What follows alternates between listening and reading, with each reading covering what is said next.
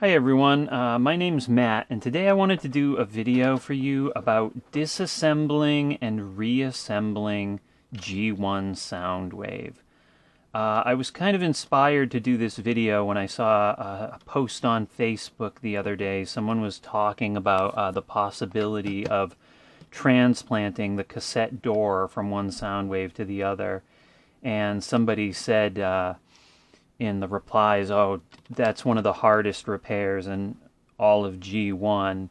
And then there was someone else, or maybe the same person, talking about how they had to glue the spring in to get the figure to work. And first of all, I'm not trying to pick on anyone or throw anyone under the bus. I've been through this too. You know, anyone who's ever taken apart a Soundwave knows they are difficult. But over time, I've learned some tricks, and I thought I could show them to you, so maybe it's not so intimidating. Now this one here has a perfect cassette door, you can see. Works every time, nice and straight, no issues. But let's say you have a figure with terrible joints but a good door, and then another one that's the exact opposite, broken door but good joints, and you want to combine them into one figure. So I'm going to give you a walkthrough of how I do these things, and hopefully you won't be as intimidated. Hopefully I can give you some tricks. So anyways, first thing we've got to do is take him apart, and I like to do that in robot mode. You kind of have to, because you need access to the screws here that are hidden behind his arms. So there we go, and then we've got these 3 screws right there that need to be removed to take him apart.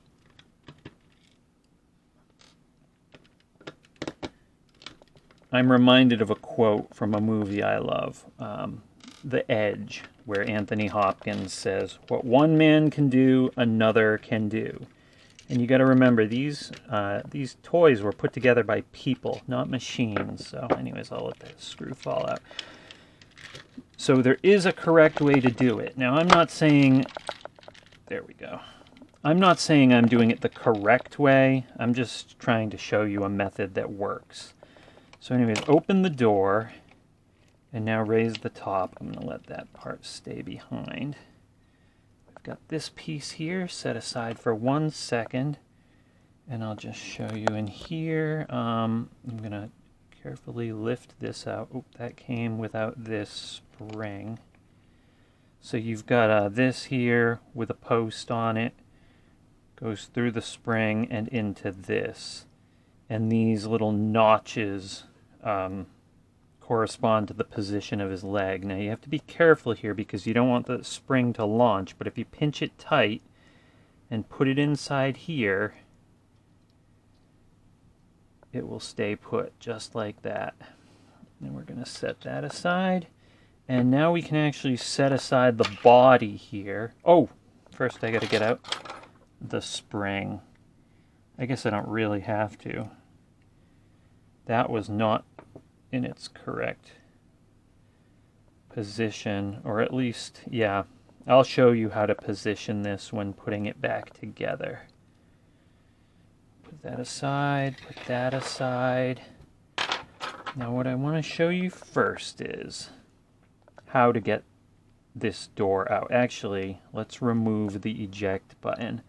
I'm doing this with video glasses, and I know the resolution isn't the best, but I figured it's more about the tips I'm giving, so hopefully you can see what I'm doing here. There's a spring right there. You just want to shield that with your finger to make sure it doesn't shoot, and then you lift that out. Okay, and now we've got the cassette door, and it's not intuitive how to get this out the first time you do it. It looks like it should fall out. It won't. You kind of have to twist it in just the right way. And the secret for me is even pressure. You don't want to try to get one out at a time, because then you really risk breaking the cassette door. You know what I mean? If you try to get one side out. What I like to do is position it like this. Hopefully you can see that well. where we've got a little bit of leverage with the door touching the table. And what you want to do is put your thumbs here and spread this plastic, and then put pressure on the door with the table, and then it comes forward like that. And it'll still be stuck there with the pressure, but at this point you can now just sort of push it the rest of the way out. And there you go. There's the cassette door. You can see this one is pretty straight. They can get pretty warped, and maybe I'll do a video where I show how you can straighten them out with a hair dryer. You know, these doors are the weirdest thing. They're like, the plastic is soft and brittle at the same time. So you do have to be careful, but yeah, let me show you how now to put it in. So let's pretend you're doing a swap here. You've got the good cassette door going into the good figure. You want to put it in the way, you know, kind of the way it came out. And the secret here is even pressure. And it's actually not the end of the world if one side goes in first, but I'm going to put it against the table again. I don't know if you can see that. And sort of use that. And you really don't have to do much spreading. You just kind of want to brute force it in, and it'll stretch the plastic itself. But again, even pressure, like that. And it's in. Wasn't so bad. Let's take it out and put it in again, just to on the table. Spread this with your thumbs. And now pull forward, pressure on the table to get that out. And again, it stays stuck in there with the pressure, but you can easily just pop it the rest of the way out. I hope that translates. I hope you can see what I'm doing on the glasses. You're getting a good angle of it. Let's put it in again. In like that. Thumbs here. You want to get it so these little notches, I don't know if you can see them, those little hinges, I guess they'd be, are right up against this plastic here. So they'll push the plastic aside themselves. And it's really just about kind of pushing and then even pressure, and they go right in. Okay, so I hope that helps you guys. Now, let's put this guy back together because there's more issues that come up. Let's put the eject button back in first. You just want to slide that in there. And then you kind of need to, fingernails would help, guide that spring down. And then push that in. Make sure that's, yep, that's back in. And we'll just set that aside for a minute. All right, let's get the body back over. I guess I'll... Okay, so even though we took him apart in a partial robot mode, the easiest way to put him back together is putting him in something close to cassette, I guess cassette mode, yeah. The legs here. That's in the frame. Okay, and then the real trick that I've found doing this over the years is a rubber band, an elastic around the deck, like such. And this will keep him in this form, because if you try to put him back together in robot mode, good luck. The legs are flopping everywhere, and it's kind of a nightmare. Okay, so we've got him like this. Now for the spring. This spring is the bane of everyone's existence. It's really tricky, and you can see, I hope you can see on the glasses. I know the, let me make sure there's light on there. Can you see how there's this curved part here, and then there's like a flat part here, and it almost hooks up facing this way. This needs to go in on Soundwave's left, our right, Soundwave's left. This needs to drop in here, just to the side of this leg post. And you want to drop it in. And oh, see, that wasn't quite right. Let me get my tweezers. Actually, maybe, yeah. Let me pull that out. Come on. Let's try that again. I'll try putting it in with tweezers this time. Just lower it in. There we go. There we go. Again, I know the resolution isn't great on these video glasses. Let me get a couple angles here. Can you see how that is, where it's flat in there, and the flat portion of the spring is right there. The tip is there, that sort of curved tip, and then that pointed tip, and then the curved part of the spring goes down there, and it should sit flat in there. Okay, now that that's in, we just have to lower this back in. And it's important that on his leg posts here, the legs are up all the way, and these ridges align with the top channel on here. Can you see that? There's 3 channels that allow the legs to move in different positions. You want those ridges in the top channel. So you kind of just put it in there, push it, give it a... You might have to, let's see, push in on the spring. Yep, there we go, there we go. And I'll use my tweezers here just to put it. Oh, what's happening? It's not quite lined up. There we go, there we go.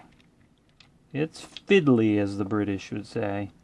But once you've got that in, again, make sure that ridge is in the top groove on each side. I hope you can see that. And this play button is sort of centered in the position it's going to go. It's okay if you have a little wiggle room there. And now the trick is,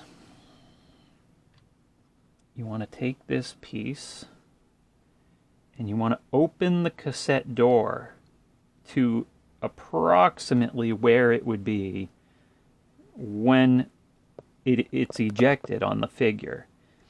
And you want to lower this directly onto here, sort of using this play button as a guide.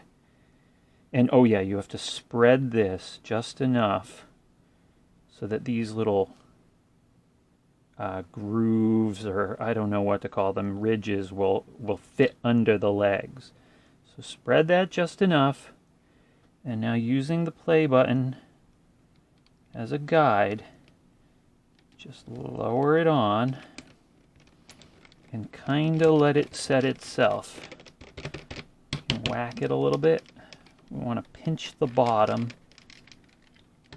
Encourage the legs back into their correct position. There we go. There we go. You can tell that plastic is meeting.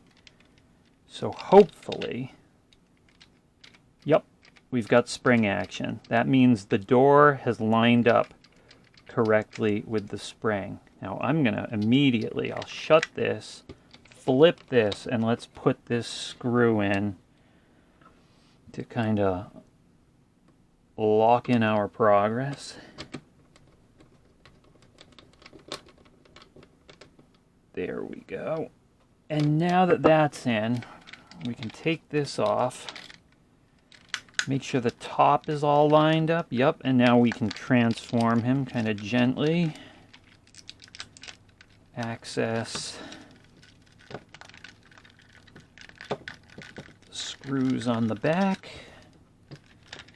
And put those in.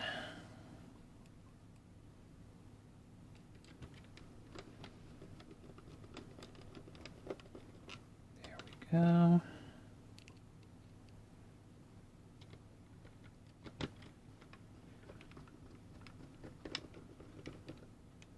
There we go. Make sure the bottom one's tight. And there we go. Perfect eject. with minimal headache. Now, yes, I have some muscle memory. I've done this several times.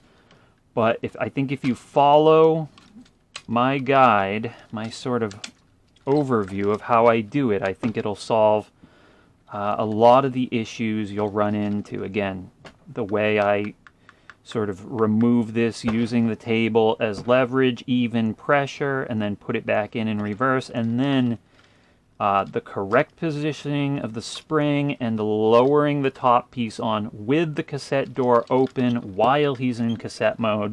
That kind of sums up what I've shown you here today.